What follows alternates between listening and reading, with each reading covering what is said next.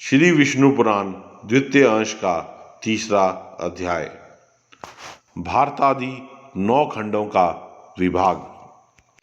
श्री पराशर जी बोले, हे मैत्रेय, जो समुद्र के उत्तर तथा हिमालय के दक्षिण में स्थित है वह देश भारतवर्ष कहलाता है। उसमें भारत की संतान बसी हुई है। हे महामुने, इसका विस्तार 9000 योजन है। यह स्वर्ग और अपवर्ग प्राप्त करने वालों की कर्मभूमि है। इसमें महेंद्र, मल्ल, श्रहा, शक्तिमान, ऋष, विंध्य और परियात्र ये 7 कुल पर्वत हैं। हे मुने, इसी देश में मनुष्य शुभ कर्मों द्वारा स्वर्ग अथवा मोक्ष प्राप्त कर सकते हैं और यहीं से पाप कर्मों में प्रवृत्त होने पर वे नरक अथवा त्रियज्ञोनि में पड़ते हैं। यहीं से कर्मानुसार स्वर्ग, मोक्ष, अंतरिक्ष अथवा पाताल आदि लोकों में प्राप्त किया जा सकता है। पृथ्वी के यहाँ के सिवा और कहीं भी मनुष्य के लिए कर्म की विधि नहीं है। इस भारतवर्ष के 9 भाग हैं। उनके नाम ये हैं: इंद्रद्वीप, कसेरु, ताम्रपर्ण, गभस्तिमान, नागद्वीप, सौम्य, गंधर्व और वारुण तथा यह समुद्र से घिरा हुआ द्वीप उनमें 9वां है। यह द्वीप उत्तर से दक्षिण तक सहस्त्र योजन है।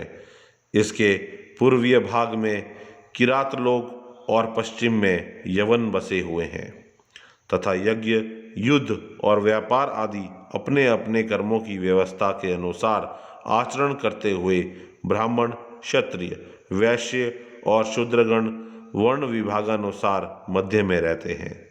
हे मुने, इसकी शतद्रु और चंद्रभागा आदि नदियाँ हिमालय की तलेटी से वेद और स्मृति आदि, परियात्रा पर्वत से, नर्मदा और सुरसा आदि विंध्याचल से तथा तापी, पयोषणी और निर्विंध्या आदि ऋषगिरी से निकलती हैं। गोदावरी, भीमरथी और कृष्णवेणी आदि पापहारिणी नदियाँ सुरहा पर्वत से उत्पन्न हुई कही जाती हैं। कृतमाला और ताम्रपाणी आदि मलयाचल से, त्रिसामा और आर्यकुल्या आदि महेंद्रगिरी से तथा ऋषिकुल्या और कुमारी आदि नदियाँ शक्तिमान पर्वत से निकली हैं। इनकी और भी सहस्त्रों शाखा नदियाँ और उपनदियाँ हैं। इन नदियों के तट पर कुरु, पांचाल और मध्य देशादि के रहने वाले, पूर्व देश और कामरूप के निवासी, पुंड्र, कलिंग, मगध और दक्षिणात्य लोग, अपरांत देशवासी सौराष्ट्रगण तथा शूर, आभीर और अबूदगण, कारुष, मालव और परियात्र निवासी सौवीर, सैंधव, हुर्ण, साल्व और कौशल के देशवासी तथा माद्र, आराम, अम्बष्ट और पारसीगण रहते हैं। हे महाभाग, वे लोग सदा आपस में मिलकर रहते हैं और इन्हीं का जलपान करते हैं। इनकी सनिधि के कारण वे बड़े हृष्ट पुष्ट रहते हैं।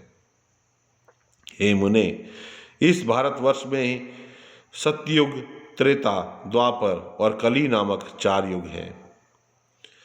अन्यत्र कहीं नहीं। इस देश में परलोक के लिए मुनिजन तपस्या करते हैं, यज्ञिक लोग यज्ञानुष्ठान करते हैं और दानीजन आदरपूर्वक दान देते हैं। जम्बूद्वीप में यज्ञ पुरुष भगवान विष्णु का सदा यज्ञों द्वारा यजन किया जाता है। इसके अतिरिक्त अन्य द्वीपों में उनकी और प्रकार से उपासना होती है। हे महामुने, इस जम्बूद्वीप में भी भारतवर्ष सर्वश्रेष्ठ है, क्योंकि यह कर्मभूमि है। इसके अतिरिक्त अन्य देश भोग भूमियाँ हैं। हे स्तंभ, जीव को सहस्त्रों जन्म के अनंतर महान पुण्यों का उदय होने पर ही कभी इस देश में मनुष्य जन्म प्राप्त होता है। देवगण भी निरंतर यही गान करते हैं कि जिन्होंने स्वर्ग और अपवर्ग के मार्गभूत भारतवर्ष में जन्म लिया है, वे पुरुष हम देवताओं की अपेक्षा भी अधिक धन्य बड़भागी हैं।